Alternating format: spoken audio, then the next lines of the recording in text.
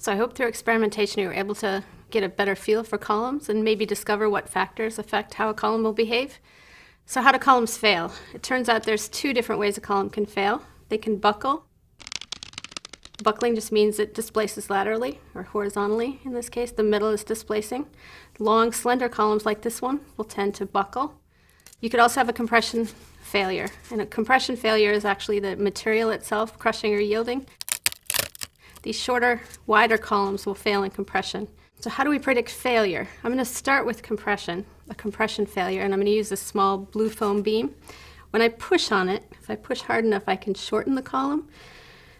That downward force when I push on it, I call that a compressive force, and I often model that with a downward arrow. And again, if I push hard enough, I can cause failure, but I can't push hard enough on this one to cause failure. I did bring a piece of chalk, also a fairly short, wide column with a circular cross-section. And I'm not strong enough to push it to cause failure, but I think if I use my hammer, I can apply a large enough load to cause it to fail, and that will mean that my applied force and stress is higher than the allowable.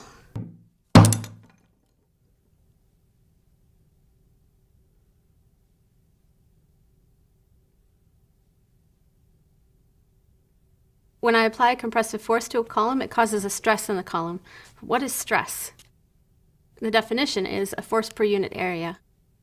But what does that mean? If we use this blue foam column as an example, when I push on the top, that's applying a compressive force. I usually denote that with a capital P and a downward arrow. That's my force at the top, and that force ends up getting distributed throughout the column and over the column area as it gets internal stresses. Since this is a column with a circular cross-section, that cross-sectional area, which I denote as a capital A, will be pi times this radius squared. So that's easily calculatable, and then I can use those values to calculate my compressive stress. So my compressive stress would be the applied load, P, divided by the cross-sectional area. And the units will be force over area, or newtons per meter squared as an example. Failure in compression, which is a yielding or a crushing of the material, is something we want to avoid. So engineers will look up allowable stresses for different materials. So different materials will have different values for allowable stress. Wood has a much lower allowable stress than, say, steel. And so when I look up those values, I can calculate an applied stress that I expect in my column and compare it to the allowable stress for the material I expect to use, and that'll help me design and analyze my column. Now let's consider buckling. So what is buckling again? Buckling is when I push on a column and it displaces laterally or horizontally. But when will that happen? And what are the factors that will affect when a column will buckle? Will a longer column buckle at a higher or lower load than a shorter column? And how much of a factor is the length in the behavior? Other things that we can consider are material type, cross-sectional shape, and cross-sectional area. Which of these will have an effect on the load at which a column will buckle? The load at which a column will buckle is referred to as the buckling load. It's also referred to as the Euler critical buckling load. It's named after mathematician Leonhard Euler, who discovered or derived the formula in 1757.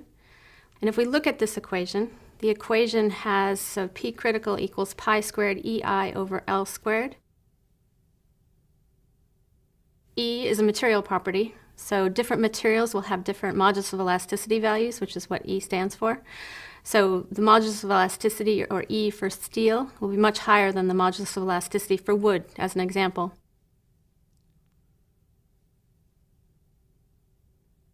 Moment of inertia, or I, in that equation is a property of the section type. So it'll be the section shape, really, is what the moment of inertia is a function of. We'll discuss moment of inertia more when we discuss bending. For now, it's fine to just understand that there's a relationship between shape and the moment of inertia. As an example, a hollow tube will have a much higher moment of inertia than a solid tube with the same cross-sectional area. Thus, the hollow tube will be able to support much more load before it buckles. And then L is the length of the height of the column.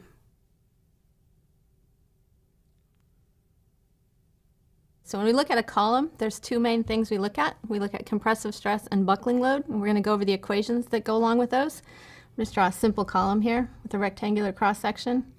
So that's the cross-section. I'll give it some height. So this is my column. This would be my cross-sectional area, and it will have a certain height or length. I usually use length for the column and call that L. So the two different things we look at again are compressive stress and buckling load. We have two equations that govern that. So when I'm looking at compressive stress, I usually use the symbol sigma. And to calculate the compressive stress in a column, it would be force over area. So that would be the applied force. So there would be a downward applied force P, say. That's my applied force. And then the area is the cross-sectional area. Or A is the cross-sectional area. And that would be in meters squared, inches squared, some type of length squared. We calculate this value, so for a given column, we'll typically know the cross-sectional area and we'll know the applied force, and we'll know the material, or we'll be designing the material. So I'll want to keep this stress less than the allowable stress of the material. So if we're dealing with steel, it would have a higher allowable stress than, say, wood, and we would play around with these numbers to make sure that it didn't fail in compression. The other thing we have to look at is buckling. We usually look at the buckling load, which I'll refer to as P critical. And that value is pi squared times E times I over L squared. I'm not going to derive that equation here, but it was derived in the 1700s. Pi is a constant. We have E, which is our modulus of elasticity. Just as a reminder, that's a function of the material. So different materials will have different modulus of elasticity values. Steel, again, will have a higher modulus than, say, wood. We have moment of inertia. Moment of inertia is a function not of the material, but of the cross-section, so the shape. So this rectangular cross-section will have a certain moment of inertia, and that'll be different than if it were circular or hollow tube. And then L is just the length. So using these equations, or using this critical buckling load, if I know the material, I can look up E. If I know the shape of the cross-section, I can look up the moment of inertia, and I'll typically know the height. I can calculate this critical buckling load, and I'll want to make sure that the applied load is less than this critical buckling load. So you want P applied to be less than that critical buckling load so that you make sure it doesn't buckle. So those would be the two things we'd look at if we're designing a column. Go ahead and experiment with the column simulator in the next segment of the course to see if you can build a tall but strong column. And check out the column case studies. In addition to more standard columns in buildings, trees, bones, lamps, and many other things can be modeled as columns.